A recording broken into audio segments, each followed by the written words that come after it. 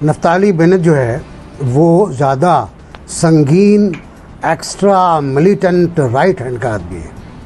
Netanyahu तो liberal है उसके मुकाबले में।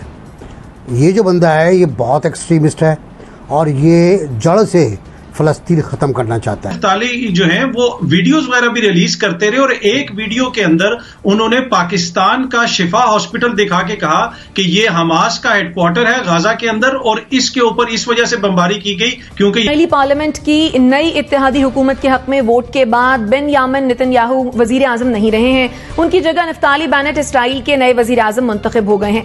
120 रुकनी इसराइली पार्लियामान में नफ्ताली बेनेट को 60 वोट मिले हैं।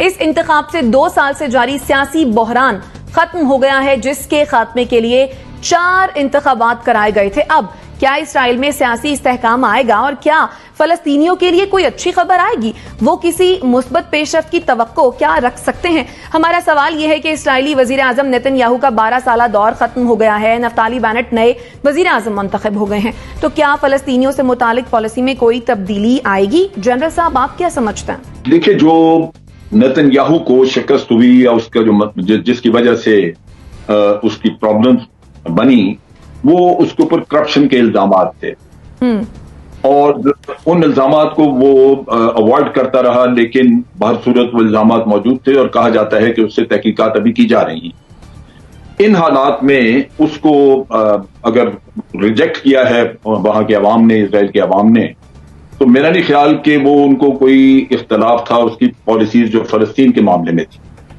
और जो वो सेट कर गया है ईरान के साथ अपनी दुश्मनी का सिलसिला, इसी तरह फलस्तीनियों के बारे में, मेरा ख्याल है कि दूसरे लोग जो उसके बाद अभी नस्ली आ रहे हैं, इनको इसको कंटिन्यू करना होगा।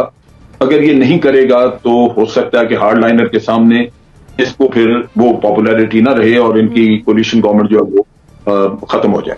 तो मेरा ख्याल है कि ये फिलहाल तो ये पॉलिसी चलाएंगे और अमेरिका के साथ कोऑर्डिनेशन वगैरह करेंगे। उसमें हो सकता है थोड़ा बहुत अमेरिकन जो है वो इनको जो जितना वो वोकल था नेतन्याहू, शायद इनको समझाएं कि आप इतना वोकल ना रहें। तो नेतन्याहू तो हर वक्त ईरान और फलस्तीन के बारे में कोई ना कोई स्टेटमेंट देता रहता है, तो ये पॉसिबिलिटी है। ठीक, नासिर बेग साहब, समझते हैं कि जो नई सियासी तब्दीली आई है इसके बाद फलस्तीनी अवाम के लिए कोई मुस्बत पेशरफ्त हो सकती है? बिल्कुल नहीं, कतई नहीं। नफ्ताली बेनेट जो है वो ज़्यादा संगीन एक्स्ट्रा मिलिटेंट राइट हैंड का आदमी है। नेतन्याहू तो लिबरल है उसके मुकाबले में। ये जो बंदा है ये बहुत एक्सट्रीमिस्ट है और ये जड़ से फ़लस्तीन ख़त्म करना चाहता है। अब देखिए फ़लस्तीन बचा कितना सा है। एक ज़माने में फ़लस्तीन पूरा नक्शा था, पूरा एक मैप कागज़ पे आता था। अब एक नुक्ते पे आता है फ़लस्तीन और अब हम उसको देखते रहे, वो पेशकदमी करता रहा। जो भी था, वो पहले खातून थी गोल्डा मायर, बड़ी खातून आन थी, फिर शमून पेरेज आया, ये आयद, और एक के बाद एक बढ़कर इंतहा पसंद आता है। जैसे हिंदुस्तान में है, हिंदुस्तान में भी एक से बढ़कर एक इंतहा पसंद आ रहा है आगे और हम उनको बड़ा खैर मकदम करते हैं। तो इसी तरह नफ्ताली जो है उसका ताल्लुक़ एक्स्ट्रा मिलिटेंट राइट विंग से है और वो ये चाहता है कि फ़लस्तीन का जो वजूद है वो ही ख़त्म हो जाए, आबादियाँ बढ़ जाएं, ये करें, फ़लस्तीन ग़ुलाम बन के रहें, सेकंड ग्रेड नहीं 3rd ग्रेड बन के रहें अगर अरब फ़लस्तीन रहना चाहते हैं अल-कुद्स के अंदर। तो नफ्ताली से आने से कोई फ़र्क नहीं पड़ेगा, ज़्यादा जुल्म बढ़ेगा, ज़्यादा ख़तरनाक बढ़ेगा। बात करप्शन की है, बात नेतन्याहू की और भी दूसरे कई मसाइल हैं, कुछ अमेरिका से भी खफगी रही उसकी और वो भी उसको लेकर डूबी है। लेकिन ये कि अब कोई मेजर चेंज आना मुझे नहीं लगता। मुझे लगता ये है कि फ़लस्तीनियों को अभी और शहीद होना पड़ेगा और हमें बार बार फिर हाय हाय करना रहे, हाय हाय करते रहेंगे, हम कुछ और नहीं कर सकते। सही। अथर, जैसा कि एनबीसी ने कहा कि नफ्ताली ज्यादा एक्सट्रीमिस्ट है, तो ज्यादा अच्छी तवक्कुआत नहीं रखनी चाहिए फ़लस्तीन से लेकर।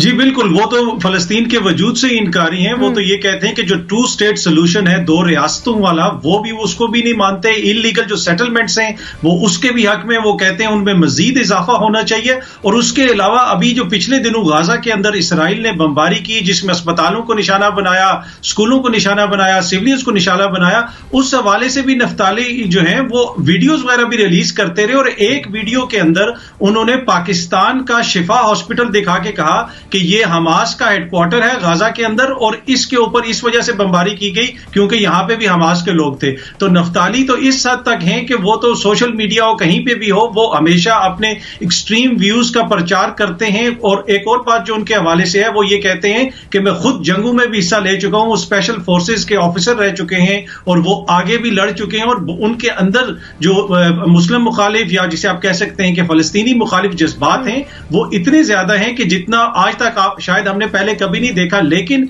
एक चीज है कि इस कोलेशन में दीगर जमातें भी शामिल हैं और नफ्ताली जो है वो 2 साल के लिए वजीर आजम बनेंगे, कोई ऐसा इनका फार्मूला है और उसके बाद दूसरे कुछ साहब सामने आएंगे।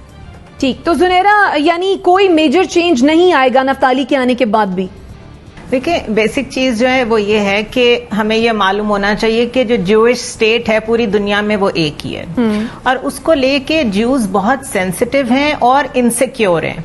उनकी सिक्योरिटी का देयर इज नो एंड। चाहे अमेरिका अपनी सारी आर्म्स एमिनेशन भी उन्हें दे दे, उनकी इनसिक्योरिटी नहीं खत्म हो सकती। सो विद एवरी इलेक्शन या एवरी गवर्नमेंट चेंज आपको पहले से ज्यादा हार्ड लाइनर और राइटिस्ट और नेशनलिस्ट ऑर्थोडॉक्स ज्यूज हुकूमत में आते हुए नजर आएंगे। ये जो कोएलिशन है ये 12 जमातों का कोएलिशन है और अगर 12 जमातों ने मिल के इतने ज्यादा हार्ड लाइनर को, एक राइट विंग के बंदे को, नेशनलिस्ट को अपना हेड चूज किया तो आप अंदाजा कर लें कि वो किस डायरेक्शन में जा रहे हैं।